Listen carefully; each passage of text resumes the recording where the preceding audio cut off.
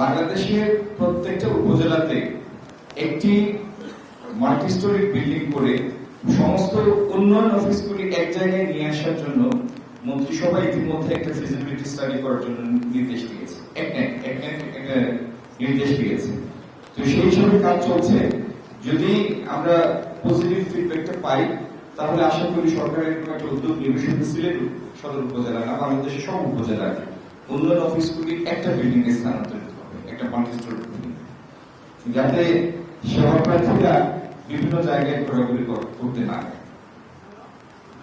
আর MC কলেজের arts ফ্যাকাল্টির যে building, ইনশাল্লাহ এটা তো একটা অত্যন্ত ঐতিহ্যবাহী একটি প্রতিষ্ঠান, 100 বছরের বেশি। এটির সাথে আমাদের সবারই আবেগ স্মৃতি জড়িয়ে আছে।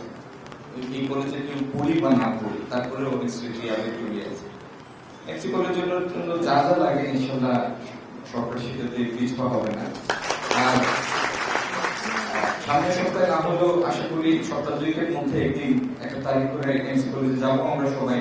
আমরা দেখবো কি কি উন্নয়নের চাহিদা আছে।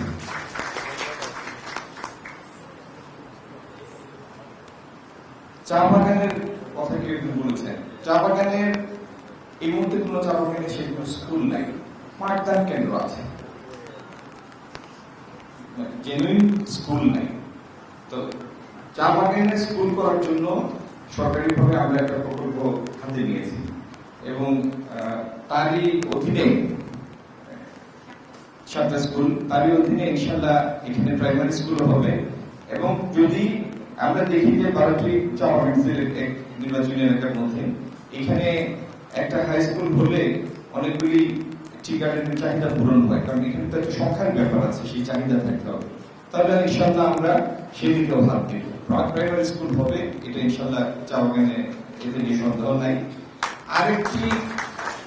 আরেকটি সমস্যা চা বাগানে স্বাস্থ্য কেন্দ্র নাই। এই স্বাস্থ্য কেন্দ্রের দিকে আমরা নজর দিব এবং অন্তত 12টা বাগানের 2টা ক্লাস্টার করে, 2টা বা 3টা ক্লাস্টার করে অন্তত একটা করে অ্যাম্বুলেন্স সেন্টার করা, যাতে বিপদ আপদ পড়লে অন্তত নিকটবর্তী হাসপাতালে আসার একটা রোগী সুযোগ পায়।